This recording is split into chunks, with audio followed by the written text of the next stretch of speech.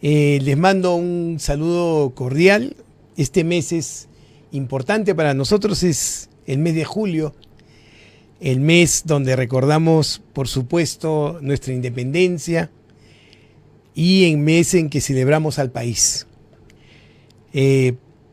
Tengo la certeza de que este amor que tenemos por el Perú va a hacer que celebremos este mes con todas las fuerzas y todas las ganas que nos empuja todos los días a ser mejores, no solamente como individuos, sino también como sociedad. Que este 28 de julio, les adelanto, sea un día maravilloso para todos, puesto que cumplimos nuestro bicentenario y la historia de todo lo que hemos vivido y la historia que va posteriormente a construir, por supuesto, nuestro futuro, sea la mejor de todas. Muy bien. Y hablando de las historias y hablando de los recuerdos, hoy el tema que nos convoca es un tema muy importante debido a que vamos a conversar sobre una enfermedad que tiene como síntoma fundamental justamente la pérdida de la memoria, ¿no? Como ustedes saben, la memoria es una función cognitiva del cerebro sumamente importante, puesto que es la memoria justamente la que va a construir el devenir de nuestra vida, la que nos va a permitir vivir el presente con propiedad a base de todo lo que hemos podido aprender y memorizar, y por supuesto nos va a permitir calcular y planificar el futuro, puesto que es sobre nuestra vivencia, sobre todo lo que hemos aprendido y hemos memorizado, cómo vamos a poder construir este pasaje venidero de nuestra vida. Por eso es tan importante la memoria. Es difícil poder pensar en cuánto es un individuo, cómo es un individuo y cómo se construye un individuo si es que la memoria no está presente. Nosotros somos lo que recordamos, nosotros somos lo que aprendemos, nosotros somos lo que memorizamos. Y en esa medida entonces la memoria resulta siendo el factor esencial para que uno se sienta uno mismo, para que uno pueda saber que está con los otros y que es diferente a los demás, para que uno pueda construir su vida de la mejor forma. Y entonces el perder la posibilidad de gozar de la memoria va a generar en el individuo, por supuesto, alteraciones no solamente sobre el proceso mismo de la memoria, sino también sobre su propio pensamiento, sobre sus conductas y también sobre sus emociones. El día de hoy entonces, como les decía, vamos a conversar sobre la enfermedad de Alzheimer, que es justamente el tipo de demencia más frecuente que existe. Es decir, del 100% de los pacientes que sufren de pérdida de memoria, o también conocido como demencia, recuerden, demencia es pérdida de memoria, el 70% de ellos sufre de la enfermedad de Alzheimer. Muy bien, y ese es el tema de hoy. Ya saben, estamos siempre pendientes de sus llamadas al 512-61-61. Estaré gustoso de poder resolver sus dudas y poder aprender también de ustedes y de sus experiencias. Y por supuesto nos pueden seguir a través del Facebook de Filarmonía. Y entonces, si entendemos lo importante que es la memoria, podremos entender también lo importante que es los procesos que se pierden a través de las enfermedades que generan pérdida de este proceso, conocido, como les digo, como demencia. Y entonces la enfermedad de Alzheimer, que como les digo es el 70% de todos los tipos de demencia, es probablemente el trastorno neuropsiquiátrico progresivo que hace que el cerebro comience a encogerse en el tiempo, es decir, comience a atrofiarse en aquellas zonas donde precisamente la memoria tiene su sustrato más importante, ¿no? Y lo interesante en la enfermedad de Alzheimer es que uno más o menos conoce cómo es que el cerebro va a ir disminuyendo en su volumen, cómo es que el cerebro se va a ir atrofiando. Y miren ustedes que el cerebro en la enfermedad de Alzheimer se va a atrofiar o va a disminuir su volumen en una dirección opuesta a la que justamente logró su desarrollo.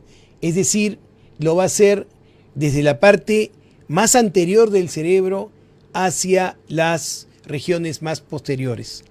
Y esto va a significar entonces que comencemos a perder la memoria, que es sumamente importante en los procesos de adaptación y en los procesos de resolución de problemas, que es justamente la memoria inmediata.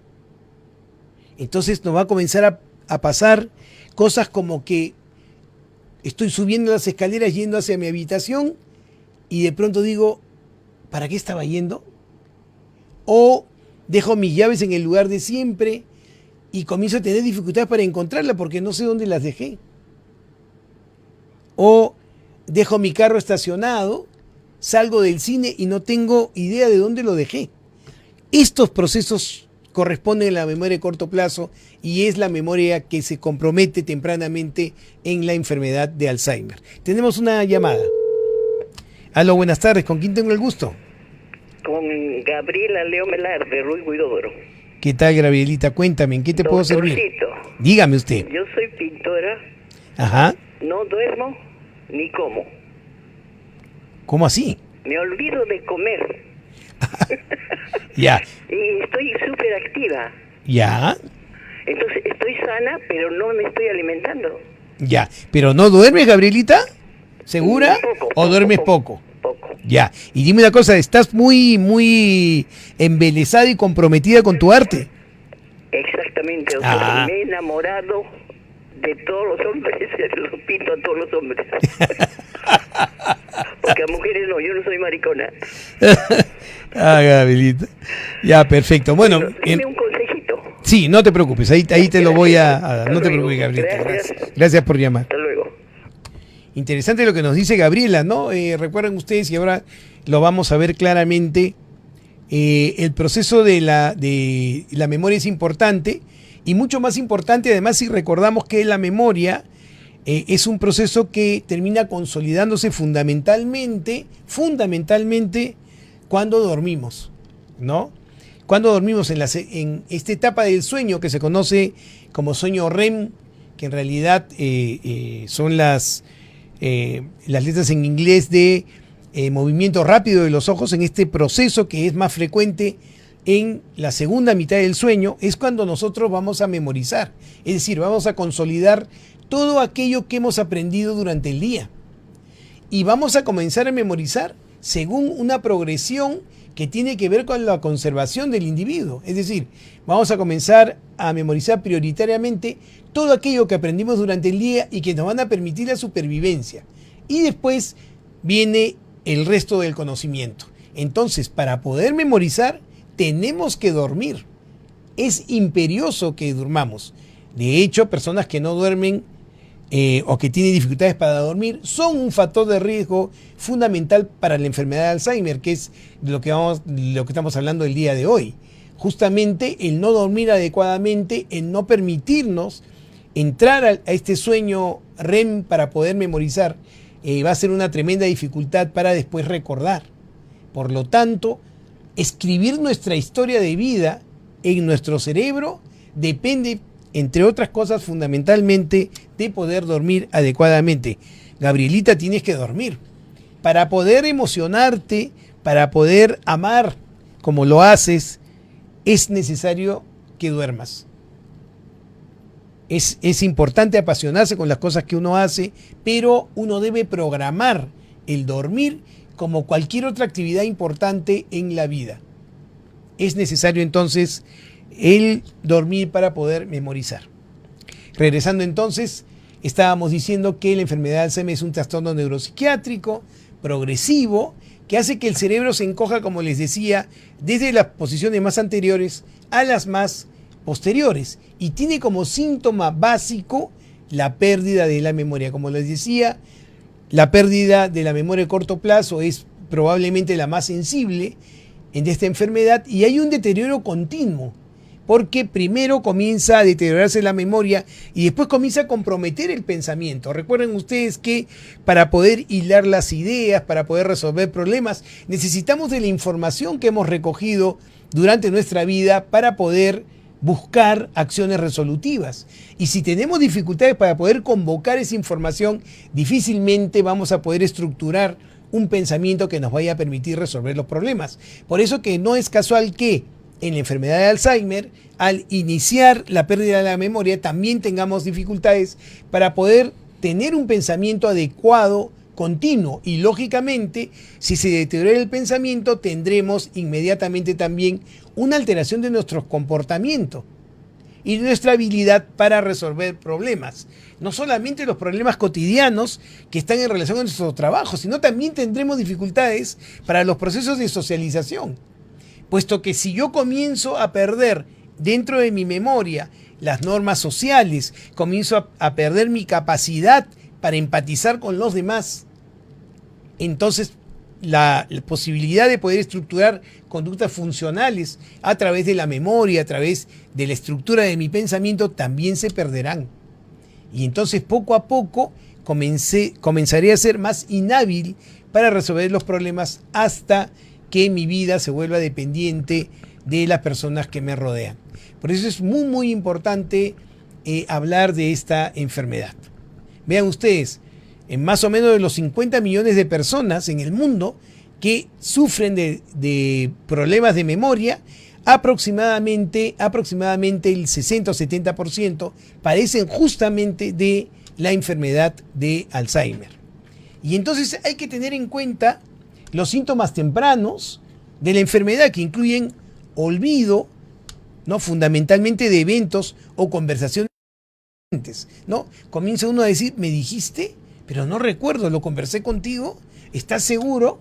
Y muchas veces podemos no ser conscientes de esa pérdida de memoria y más bien adjudicarla a que quienes nos rodean no se están comunicando con nosotros de manera adecuada, ¿no? Hasta que ya el deterioro se hace grave y claramente hay una pérdida de memoria en la que, lógicamente, quienes nos rodean pueden darse cuenta claramente que estamos en esta dificultad. Es importante decirles desde este momento que los medicamentos que se utilizan para tratar la enfermedad de Alzheimer, desgraciadamente, no curan la enfermedad y desgraciadamente no detienen el proceso. Los fármacos que se utilizan para la enfermedad de Alzheimer usualmente lo que hacen es prolongar lo más posible la funcionalidad de las personas. Es decir, lo que hacen fundamentalmente es enlentecer el proceso de la pérdida de memoria y pueden mejorar algunos aspectos de la enfermedad, pero desgraciadamente no van a poder resolver el problema. Por lo tanto, la enfermedad de Alzheimer es una enfermedad que cuando se inicia, ¿no?, hay que hacer todo lo posible para disminuir la progresión de la enfermedad en lo que se pueda a través de cambiar conductas y procesos ambientales que pueden más bien acelerar la pérdida de la memoria propia de esta enfermedad. Por lo tanto, no hay ningún tratamiento que cure la enfermedad de Alzheimer o que altere la evolución de la enfermedad en el cerebro. En las etapas avanzadas de la enfermedad, entonces, las complicaciones derivadas de la pérdida grave de la función cerebral, como por ejemplo la deshidratación, la malnutrición, puede provocar entonces la muerte del paciente. No es la enfermedad de Alzheimer propiamente la que va a generar que el paciente tenga complicaciones de salud general, sino más bien las consecuencias de la pérdida de la posibilidad de poder, como les digo, resolver los problemas de la vida cotidiana. Inicialmente se altera la memoria de corto plazo, pero posteriormente van comprometiéndose memorias que son fundamentales para llevar secuencias. Por ejemplo, la secuencia para bañarse, la secuencia para comer, la secuencia para el trabajo, etcétera, hasta que se comprometen las memorias más básicas y entonces ya es muy difícil que el paciente pueda tener funcionalidad. ¿Estamos de acuerdo? Entonces, tener en cuenta estos factores porque nos pasa con frecuencia que cuando descubrimos que un familiar nuestro o uno mismo está sufriendo esta enfermedad, debe conocer bien de ella para justamente poder prolongar lo más posible la calidad de vida y la funcionalidad. Donado nos ha escrito ahora en el Face, nos dice: buenas tardes, doctor, es normal olvidar las actividades inmediatas, memoria de corto plazo, durante los 20 y 30 años. Mira, Domi, efectivamente tu pregunta nos puede permitir un punto que es fundamental, ¿no? No es común, efectivamente, que uno tenga problemas de memoria entre los 20 y los 30 años, ¿no? Y si los tiene, claramente no correspondería a enfermedades que generan deterioro cognitivo progresivo, como las demencias y entre ellas la enfermedad de Alzheimer, ¿no? Es rarísimo, no, en realidad no corresponde a este proceso. Cuando uno tiene esta edad, mi querida Domi, y efectivamente comienza a tener problemas de memoria de corto plazo, hay que descartar otros procesos, ¿no es cierto? Aquellos procesos corporales, metabólicos, que podrían estar alterando el funcionamiento cerebral a través de procesos fundamentalmente nutricionales, por ejemplo, ¿no? La pérdida de nutrientes y de vitaminas, por supuesto, pueden producir deterioro de la memoria en personas jóvenes, ¿no? Procesos más sistémicos, como enfermedades infecciosas, pueden también generar estos procesos, o enfermedades metabólicas. Y si no hay nada de esto, no, una de las posibilidades más importantes de problemas de memoria de corto plazo a esta edad, mi querida Domi, es cuando uno tiene un trastorno justamente de atención y concentración, ¿no es cierto? Los trastornos de atención y concentración que comienzan tempranamente, ¿no? Cuando se va entrando más bien a la edad adulta, comienza a predominar los síntomas de la inatención. Y entonces el paciente, al tener problemas de inatención, no registra lo que pretende aprender y después, lógicamente, no lo recuerda. Entonces nos pasa con frecuencia que personas entre 20, 30, 40 años acuden a nuestra consulta asustados porque se han dado cuenta que tienen problemas para recordar nombres o para recordar eventos, ¿no?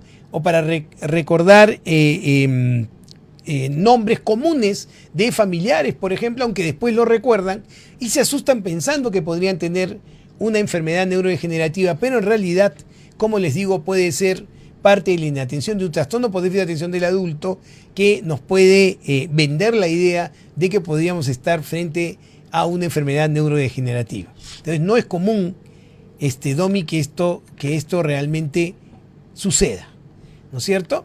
Entonces, hay que tener mucho cuidado con confundir entonces estos procesos. Tenemos una llamada. Aló, buenas tardes. ¿Con quién tengo el gusto? Doctor, buenas tardes. Gusto saludarlo.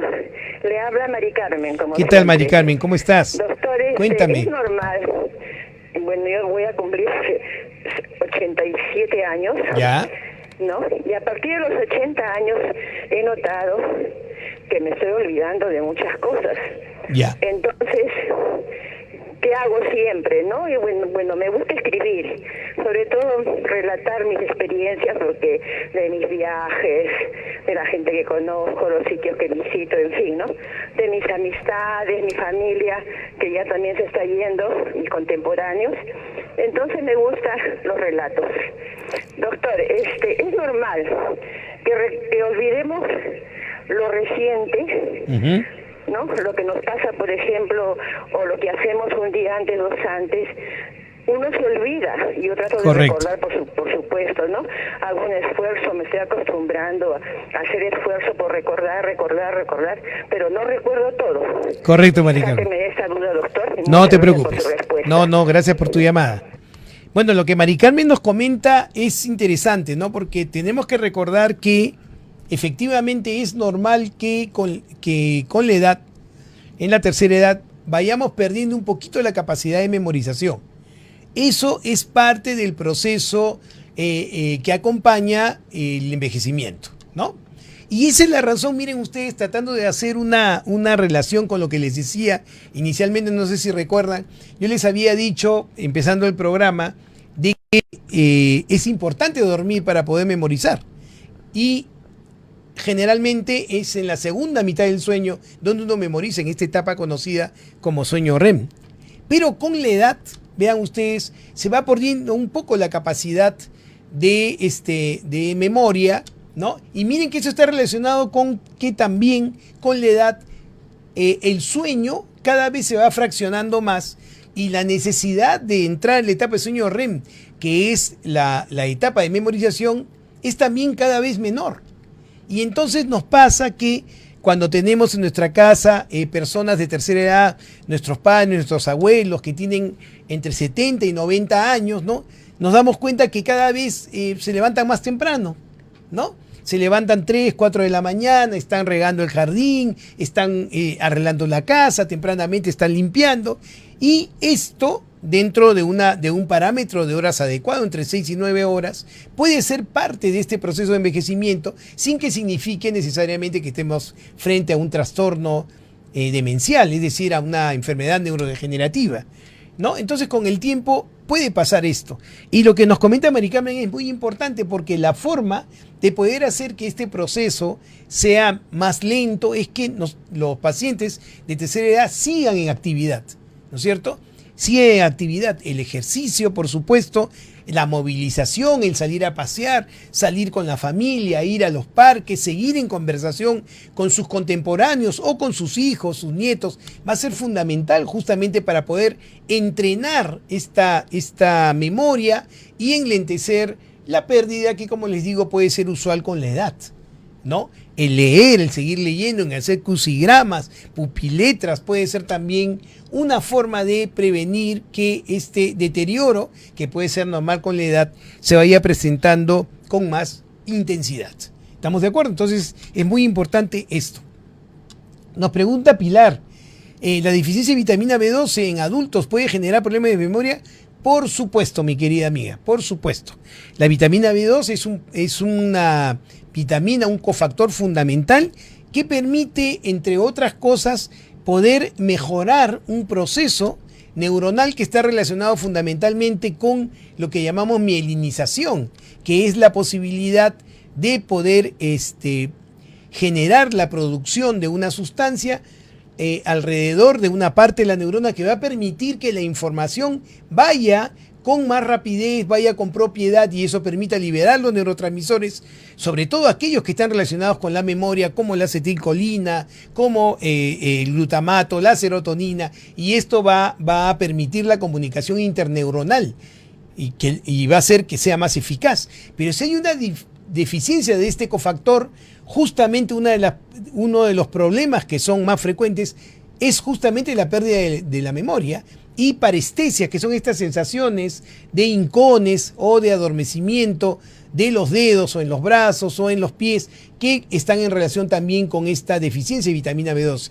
Por eso es importante cada cierto tiempo, sobre todo en personas de tercera edad, tener atención a cómo van nuestras vitaminas, sobre todo las vitaminas del grupo B, para poder estar atentos a que esta deficiencia podría posteriormente generarnos problemas de memoria. Muy, muy oportuna tu pregunta, mi querida Pilar, ¿no? Entonces, en este proceso vamos a detenernos un poquito más para poderles informar sobre cuáles son las características sintomatológicas de la enfermedad de Alzheimer. Como les digo y les decía, fundamentalmente el núcleo del diagnóstico es la memoria, ¿no es cierto? Sabemos, como les decía, que todo el mundo tiene lagunas mentales ocasionales, todo el mundo.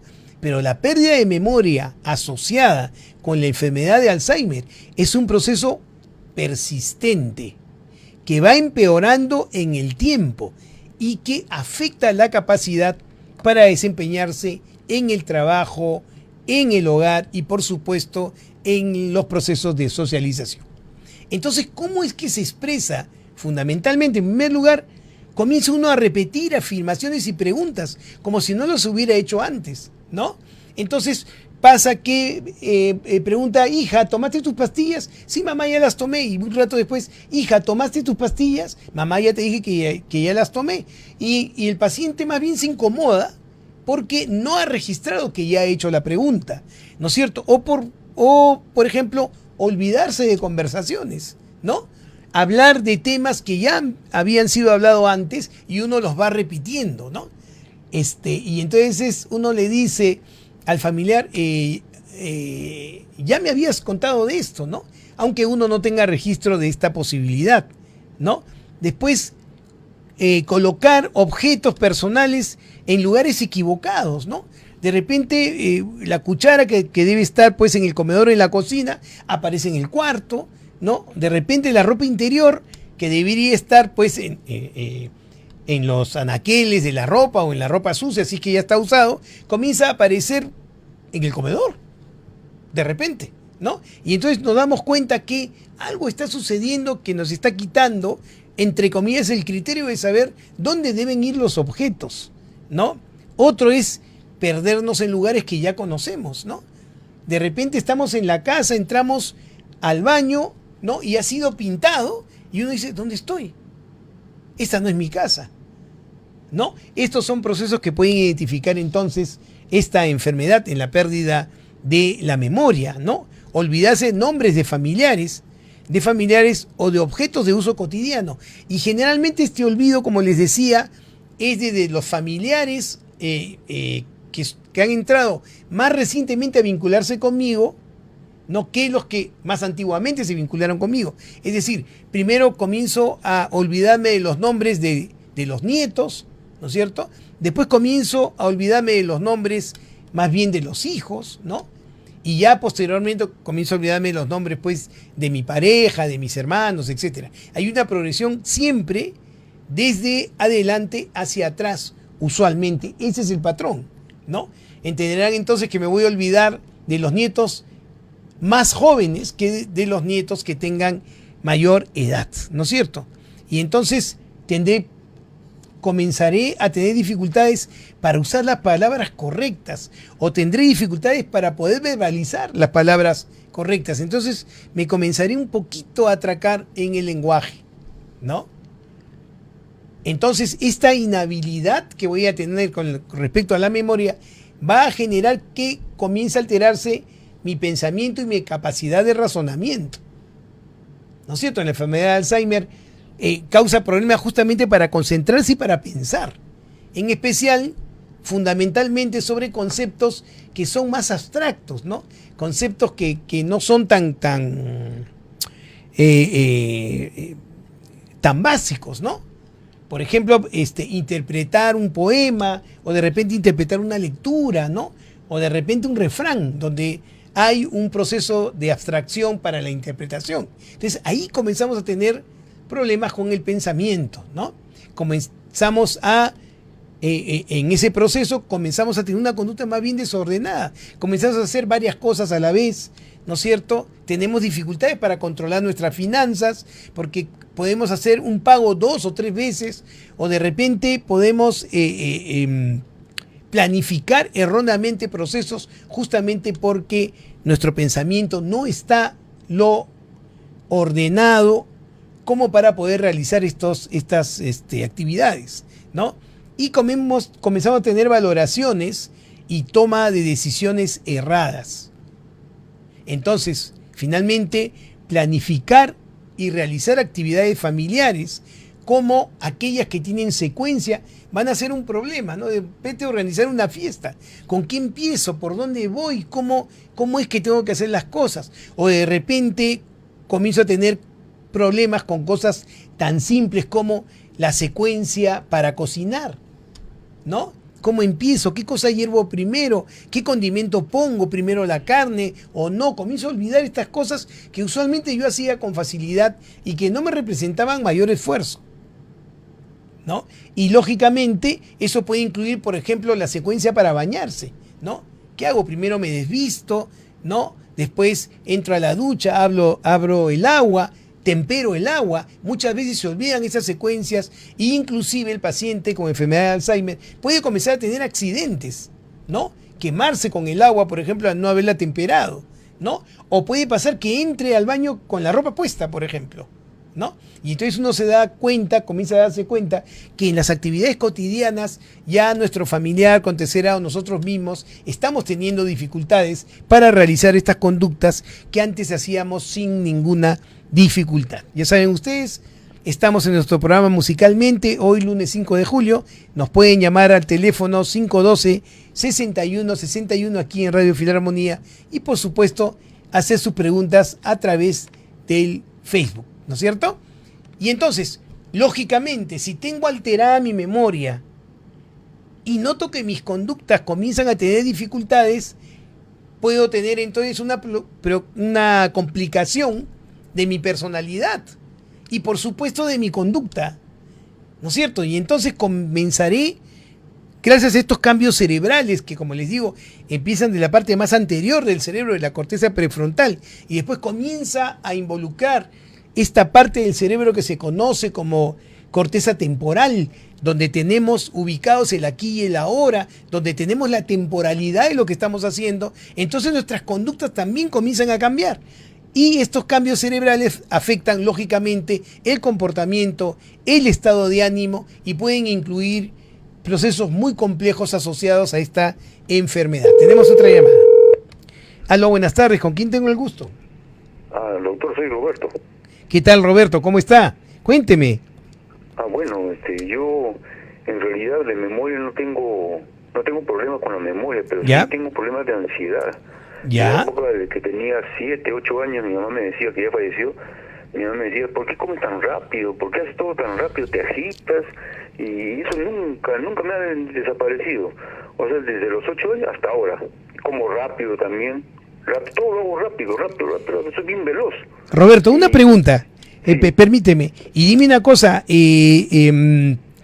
Esto de comer rápido y todo esto que me cuentas acompañado de tu ansiedad, ¿de alguna u otra forma te generó problemas de rendimiento escolar? Era el mejor alumno de mi colegio. Eras el mejor alumno de tu colegio, muy bien. ¿Y qué tal en la universidad?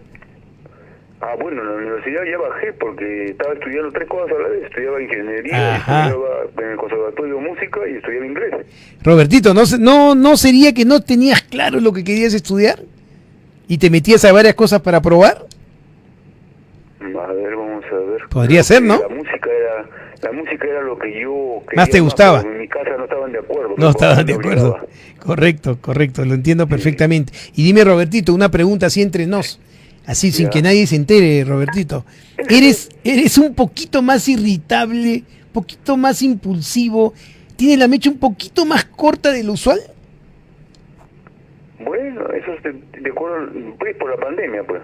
No, pues antes de la pandemia, pues, Roberto, en tu personalidad. Bueno, antes de la pandemia, no, yo estoy bien tranquilo. Usted es un hombre tranquilo. Bien, bueno. en mi Ya, colegio usted es me una tomaban buena de persona. punto. Perfecto. Te tomaban de punto y ya. Sí. Por buena Muy gente. orgulloso. Ese Yo soy Roberto. el mejor, le decía. Roberto, probablemente, efectivamente, como tú señalas, tengas un problema de ansiedad crónico, ¿no? Sería bueno que te lo trataras porque generalmente las personas... ¿Ya te lo trataron? Con Lexotan. Pero No, yo doctor, Lexotan. pero eso no es un tratamiento para la ansiedad. No. El Lexotan, mi querido Roberto, es un sintomático.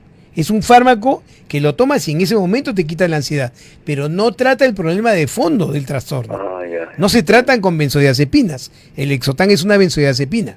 No se trata con eso. Eso se pone momentáneamente hasta que la medicación correcta haga efecto. Entonces yo creo, Robertito, que deberías consultar a un especialista para que te haga el tratamiento correcto. Y te voy a decir por qué. Porque a pesar de que noto, Roberto, que eres una persona con buen humor y con risa fácil, lo cual me da muchísima alegría, los pacientes con ansiedad usualmente no disfrutan del todo. Disfruto con Radio Filarmonía. No, eso está muy bien, pero no disfrutan de todas las cosas, te digo, porque uno siempre está preocupado por el futuro, por lo que va a pasar, siempre está uno preocupado. Sí. Por ejemplo, a mí me preocupa que haya habido temblor. Tengo Por ejemplo. un poco miedo a los terremotos, esas cosas, porque... Correcto. Sí, pero no. Correcto, Robertito, esa es mi Gracias, recomendación. Un abrazo para ti, gracias por llamar. Gracias. Entonces, decíamos, ¿no? Hablando de la enfermedad de Alzheimer, decíamos que, claro, se altera el pensamiento, se altera la memoria, se altera el pensamiento y lógicamente se altera la conducta y la personalidad. Y entonces uno comienza a tener cambios en el estado de ánimo y cambios también en la forma de conducirse. No es casual que aproximadamente el 30% de los pacientes con enfermedad de Alzheimer debuten primero con cuadros depresivos, ¿no? Donde probablemente la apatía y el aislamiento social sean los síntomas más importantes, ¿no? Pero también un paciente con enfermedad de Alzheimer puede tener cambios de humor, ¿no? Y puede comenzar a tornarse desconfiado con respecto a las personas que lo rodean. Lógicamente, si yo comienzo a perder, miren bien, si yo comienzo a perder mi memoria y la voy perdiendo desde delante hacia atrás, ¿no es cierto? Voy a comenzar a sentir que de repente la gente que está alrededor mía no la conozco y que de repente no me acuerdo el lugar donde estoy y comienzo a pensar, al haber perdido mi memoria, que más bien no estoy en la casa donde debería estar, porque en mi cabeza está, en mi memoria está la casa donde vivía hace 10 años.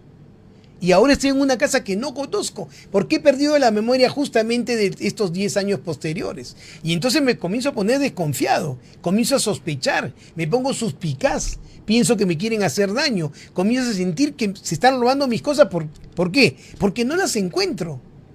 Y en realidad no recuerdo dónde las puse. Y esto me hace más irritable, me puede hacer más agresivo, ¿no es cierto? Y mis patrones de sueño se comienzan a alterar justamente por mi falta de capacidad para la memoria. Tenemos otra llamada. Aló, buenas tardes. ¿Con quién tengo el gusto? Con Inés. ¿Qué tal, Inesita? Cuéntame, ¿en qué te puedo ayudar? Quiero hacer una pregunta. Sí, Inés. ¿Me podría responder quiénes son las personas que tienen mayor predisposición para sufrir el Alzheimer? Perfecto, Inés. Gracias por la pregunta. Justamente vamos a entrar a ese tema. Muchas gracias por la pregunta. Ya, gracias. Muy bien. Y entonces, como les decía, con respecto a los síntomas, estando ya en la parte de personalidad y de conducta, ¿no es cierto? Como les decía, perder la memoria, puedo desubicarme, puedo no reconocer a las personas que me rodean. Y entonces esto me puede poner en una situación más bien de defensa, porque no sé qué me está pasando, no sé por qué estoy en un lugar, no sé por qué estoy rodeado de gente que podría no reconocer. Y entonces puedo tener conductas más bien de irritabilidad, inclusive de conductas violentas, ¿no? Cambian los patrones de sueño, como hemos visto, comienzo a tener desorientación y inclusive podría tener ideas delirantes. Lógico, si no encuentro las cosas, me han robado. Entonces comienzo a pensar que me están robando sistemáticamente y en realidad no recuerdo dónde puse las cosas. Lo que es importante también recordar es que hay habilidades que se preservan. Por eso que a veces es difícil hacer el diagnóstico porque los familiares le dicen a uno, doctor, pero él lee, él escucha libros, ¿no? Él está atento a las cosas. Y esa es una habilidad que se puede preservar a pesar de la pérdida de la memoria. Hay que tener mucho cuidado con esto para poder diferenciar la enfermedad. Uno puede seguir leyendo a pesar de tener deterioro de la memoria. Tenemos otra llamada. Aló, buenas tardes. ¿Con quién tengo el gusto? Doctor, buenas tardes. Es Ana Carmen. Carmencita, cuéntame. Sí, quería hacer una preguntita. No sé si también interfiere en esto la memoria, la preocupación. Las preocupaciones constantes que estamos teniendo ahora por las cosas que están sucediendo, o una preocupación. Excelente pregunta, Carmen. Excelente pregunta. Gracias por su respuesta. No. Muchas gracias por la pregunta. Gracias por la pregunta. Voy a contestar a Carmencita porque es bien importante la situación que estamos viviendo, lógicamente. Cuando un individuo es expuesto a un estrés persistente, donde la posibilidad de saber qué cosa viene en el futuro, ¿no es cierto?, no se le da, ese estrés persistente puede producir problemas de memoria de corto plazo, por supuesto, y si se cronifica, con mucho más razón, porque habrá una mayor producción de una neurohormona que se conoce como corticoide, los glucocorticoides en especial, que pueden, cuando se producen en exceso, justamente producir alteraciones en la comunicación interneuronal y producir problemas de memoria a corto plazo. Tienes toda la razón, Carmencita. Puede estar relacionado sin que esto signifique que tengas una enfermedad neurodegenerativa. Tenemos otra llamada. Aló, buenas tardes. ¿Con quién tengo el gusto? Buenas tardes, doctor. Le saluda José. ¿Qué tal, José? Cuéntame, ¿en qué te puedo ayudar? José, doctor, quería hacer una pregunta. Por favor. Cuando era niño, Sí. Me acuerdo que teníamos un tío abuelo, Sí. que tuvo una etapa de crisis mental, ¿no?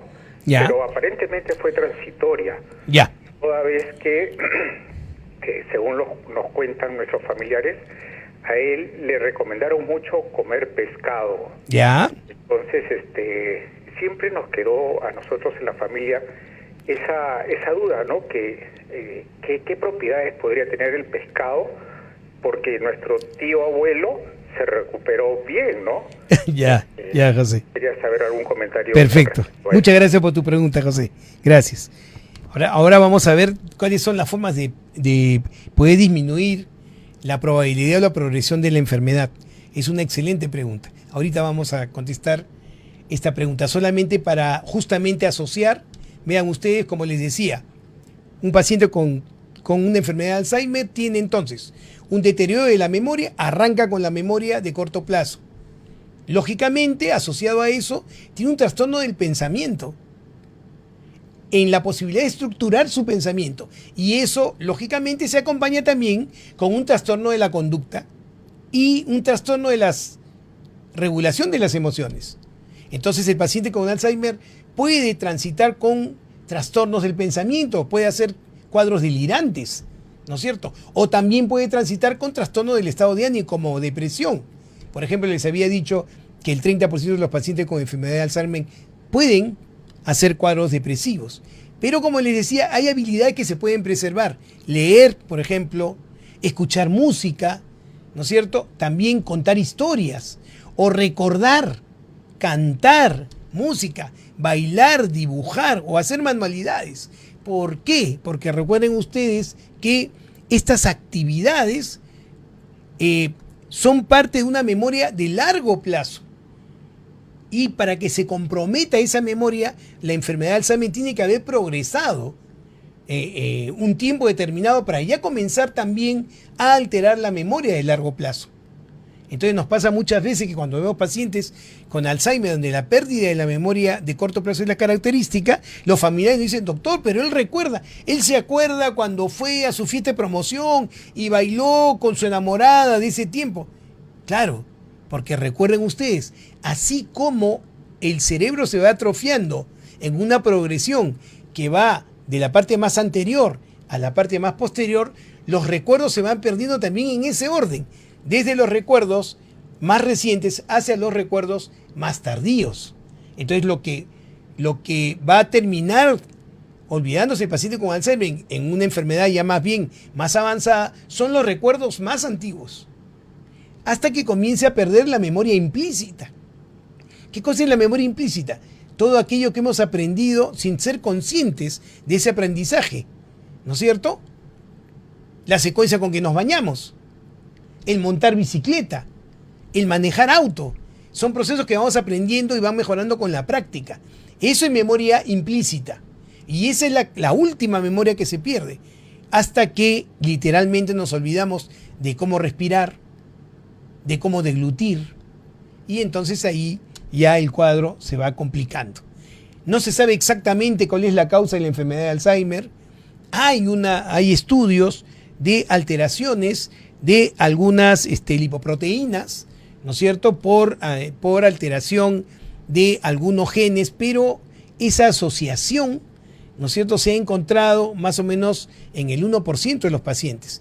Lo que sí es claro es que la enfermedad produce algunas lesiones conocidas como placas y ovillos, ¿no?, que son precipitaciones de proteínas, de fragmentos de proteínas, o también del transporte de la neurona, que va a generar entonces estas estructuras que al final van a deteriorar la comunicación entre las neuronas y van a entonces matar a las neuronas.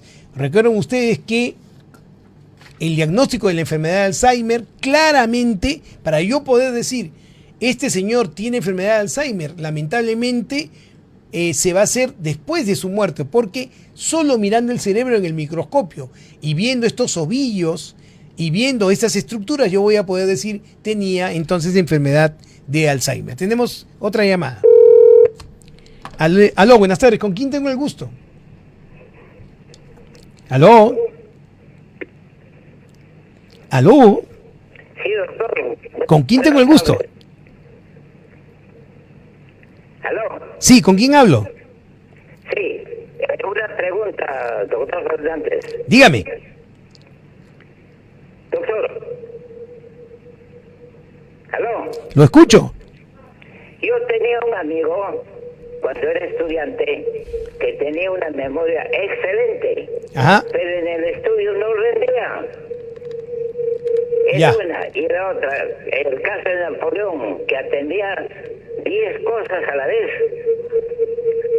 Esa respuesta quisiera saber, sobre todo el estudiante. Ya, perfecto. No servía en el estudio, no rendía, pero tenía una memoria del pasado excelente, todo él lo registraba en su mente, pues, ¿no? Pero como le digo, en el estudio no rendía. Perfecto, perfecto. Te agradezco mucho. Gracias por la pregunta, José. Muy bien, ahora vamos a resolver esta pregunta de José con respecto a personas que tienen buena memoria, pero no les va bien en los estudios. ¿Ah? Ustedes deben haber pasado, o deben haber padres que han pasado por estas circunstancias, ¿no? Niños que tienen una excelente posibilidad de aprendizaje, memorizan perfectamente, cuando están en la casa practican y hacen bien los problemas, pero van al colegio, van a dar el examen y no pueden resolver. Ven el examen y se quedan paralizados, ¿no es cierto? No saben cómo solucionar los problemas, a pesar de que puede ser inclusive el mismo problema que él acababa de resolver en su casa. Y esto puede estar en relación con otro tipo de problemas. Usualmente, en este caso, ¿no? En niños que tienen estas dificultades, es frecuente ver que sufren de trastornos de ansiedad, que la ansiedad los paraliza en el momento de la realización o la solución del problema. Se angustian tantos que no tienen posibilidad de echar mano a su memoria, de echar mano a lo que han aprendido justamente para poder resolver los problemas, y esto resulta siendo una tremenda dificultad si es que no se soluciona con propiedad, mi querido José. Probablemente ahí esté el problema de este compañero tuyo, ¿no? Que tenía dificultades para los estudios. Tenemos otra llamada. Aló, buenas tardes. ¿Con quién tengo el gusto? Sí, doctor, habla con María Rosa. Cuéntame, María Rosa. Hacerle una preguntita, doctor. Dime, y muchas dime. gracias por su respuesta. No, por favor, dime. Yo tengo un sobrino que él es médico, Ya. internista, pero él está fuera de acá del Perú. Ya. Y él está, su deporte favorito es el alpinismo. Ya. Estaba con los amigos y de repente no sabía dónde se encontraba y ha perdido la memoria. ¿Cómo se llama eso, doctor? ¿Hasta ahora? Bueno, no, hasta ahora después comenzó a reconocer, Ya, pero ya. naturalmente ya no puede ejercer La profesión. De médico, ¿no? Perfecto, perfecto, María Rosa. Ahora te explico por qué. Ya te mando un abrazo y muchas gracias. A ver, escúchenme bien. Es importante la pregunta de María Rosa por lo siguiente, ¿ya? Miren ustedes. A ver, vamos a contestar una llamada que acaba de entrar, por favor. No quiero desairarlos en sus llamadas. Aló, buenas tardes. ¿Con quién tengo el gusto? Aló, buenas tardes. Le saluda Fausto, doctor. ¿Quién? Tengo una consultita. Dime. Mira, mi abuela tiene 90 años. Ya, Ya tiene varios años de tratamiento de Alzheimer y Ya. demencia. ya, Estaba tomando 2 pastillas. Ya. Memantina de 10 y quetiapina de 10 y memantina de 50. No, me mantiene mantiene de 10 y que te apine de 50. Exacto. Así Lleva es. varios años y Ajá. últimamente ya el beneficio es poco, porque igual no duerme, sigue alucinando y Claro. las pastillas ya le chocan. Correcto. Funciona, vomita, se cae, etcétera. O sea, ya suspendió la pastilla, ya no quiere. Entonces mi consulta es si podrían reemplazarse por hierbas o aceites como lavanda. Correcto. Diferentes hierbas, ¿no? Hierba fresca. Correcto, en correcto, aceite correcto. esencial o en hierba seca. ¿Qué recomienda usted? O hierbas en pastillas. Por Perfecto. favor, gracias. No te preocupes. Listo. A ver, ¿tenemos otra llamada? Oh, perdón. Sí. Aló, buenas tardes. ¿Con quién tengo el Buenas gusto? tardes. Sí. ¿Aló? Dígame. Bien, quería intervenir con respecto a que, digamos, esto puede ser de familia también, ¿no? Sí, Eso sí, de sí. perder la memoria. O sea, Puede ser hereditario, sí. pero también a veces puede ser leve, simplemente, ¿no? Ah, claro, No, como y toda no enfermedad debe- tiene sus grados. Así no es. debe alarmar, ¿no? Por ejemplo, un familiar mío siempre se le perdían las llaves, ¿no? Y yo simplemente le dije, bueno, pues ¿por qué no te cuelgas la llave al cuello? Bastó eso que le diga y después de eso ya tuvo cuidado, digamos, ¿no? Correcto, correcto. Sí, Entonces- todas las enfermedades tienen grados y niveles. Por eso es correcto lo que tú dices, no todas las enfermedades de Alzheimer van a ser catastróficas, ¿no? Por supuesto, pero hay que tener en cuenta toda la información para cuando se presenten estos síntomas, estar alerta justamente para poderlos afrontar. Tienes toda la razón. Una cuestión Dime. última. Sí, Con respecto a los,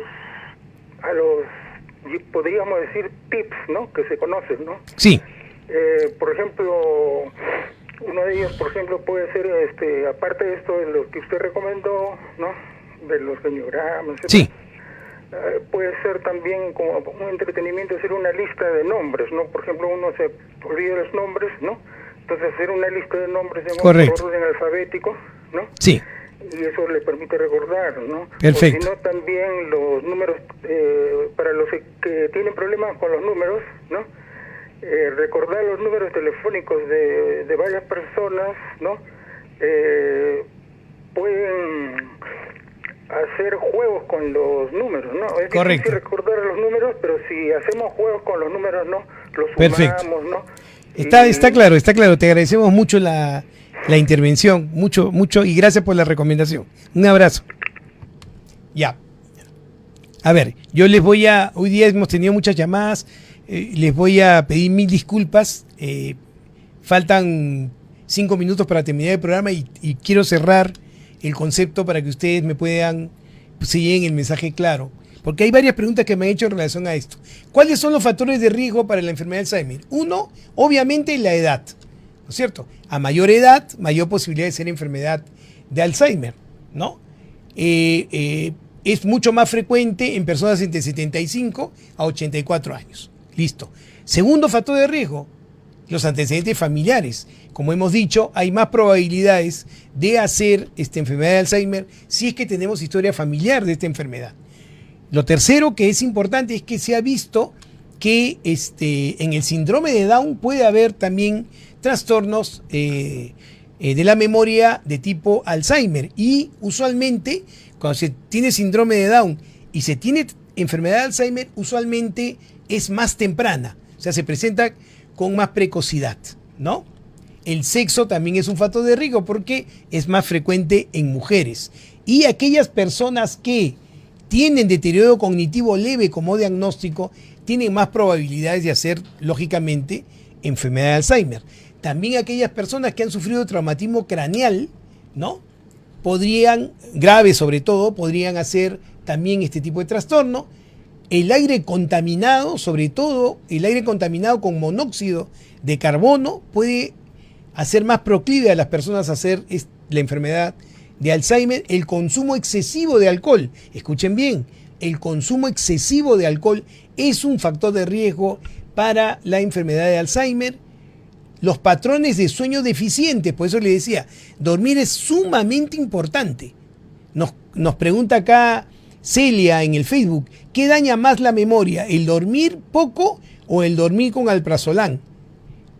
Ambas, mi querida Celia.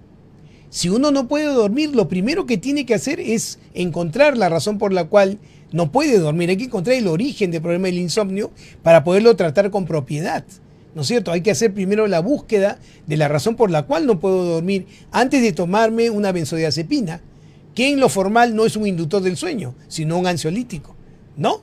Pero tampoco me puedo dar el lujo de no dormir porque eso va a generarme, por supuesto, deterioro cognitivo. Por lo tanto, los patrones de sueño también pueden ser factores que me hagan más proclive a ser enfermedad de Alzheimer. Y el estilo de vida, miren ustedes, hay una relación entre cuidar el aparato cardiovascular y menor probabilidad de hacer problemas de demencia. Entonces, si nosotros hacemos ejercicio, evitamos el sobrepeso, no fumamos, mantenemos nuestra presión arterial en un nivel correcto, cuidamos nuestro colesterol, entonces vamos a tener menos probabilidades de hacer esta enfermedad. Entonces, si yo quiero tener una forma de prevenir la enfermedad de Alzheimer, voy a tener que actuar sobre aquellos factores que yo puedo manejar. ¿Y cuáles son los factores que puedo manejar? La forma en que vivo. Entonces, si yo me alimento saludablemente, el pescado, como bien nos decía un oyente, es muy, muy importante para estos procesos. Si yo me alimento adecuadamente, evito usar alcohol o tabaco, ¿no es cierto? Hago ejercicio y cuido mi metabolismo, probablemente mi posibilidad de hacer enfermedad de Alzheimer disminuya, ¿no es cierto? Entonces, la mejor forma de prevenir es cuidando nuestra salud general. El diagnóstico de la enfermedad de Alzheimer, como les digo, es fundamentalmente clínico y solamente se puede confirmar cuando el paciente ya ha fallecido haciendo un estudio histopatológico de su corteza cerebral. Y por último, con respecto a los medicamentos, es bien importante que ustedes entiendan lo siguiente. Los medicamentos para la enfermedad de Alzheimer son de dos tipos. Aquellos que están dirigidos a ir contra la pérdida de memoria, y ahí tenemos fármacos como la memantina, ¿no es cierto?, que nos puede ayudar en este proceso, o como el donepezilo. Usualmente se combinan estos dos fármacos, pero tenemos que entender que estos fármacos lo que van a hacer es enlentecer el problema, ¿no es cierto? Va a hacer que el problema se presente con más lentitud, pero no van a evitar que la enfermedad progrese. Te va a llegar un momento en que no va a haber medicamento que pueda solucionar los problemas propios de la memoria. Y los sintomáticos son aquellos fármacos que nos van a ayudar a, si el paciente con enfermedad de Alzheimer tiene depresión, entonces puede usar un antidepresivo. Si el paciente con enfermedad de Alzheimer está delirante, ¿no es cierto?, hace un cuadro psicótico, puede usar también antipsicóticos. Si mi paciente con enfermedad de Alzheimer tiene dificultad para dormir, puede usar también inductores del sueño. Pero estos serán sintomáticos. Solucionará el síntoma que el paciente presenta en este momento. Pero la enfermedad per se, desgraciadamente, es un proceso que no se va a poder evitar en su progresión. Por lo tanto, ¿qué es lo más importante en el paciente con enfermedad de Alzheimer? Señores, su calidad de vida. Que disfruten, que reciban todo el cariño posible, que estén en contacto con los familiares, mientras que la memoria le permite reconocerlos. La calidad de vida va a ser lo más importante para el afrontamiento de los pacientes con Alzheimer. Y recuerden, hay que tener cuidado también con aquellas personas que van a cuidar a estos pacientes, porque es un proceso complicado, donde los afectos se combinan con el cuidado. Entonces, los cuidadores de pacientes con enfermedad de Alzheimer también deben tener una previsión con respecto a poder, en el proceso del cuidado, comprometer su estado de ánimo, comprometer su salud general. ¿Estamos de acuerdo? Entonces, muchísimas gracias por estar ahí. Ojalá todo esto les haya servido. Les agradezco mucho hoy día. La verdad que hemos recibido muchas llamadas. Mil disculpas a quien no pude atender a través del Facebook. Y les mando un fuerte abrazo. Recuerden, este es el mes de la patria. Querramos a nuestro país y a quienes viven en nuestro país, ¿no es cierto? Busquemos una convivencia más saludable, practiquemos la empatía y nos vemos el próximo lunes. Muchísimas gracias por su atención.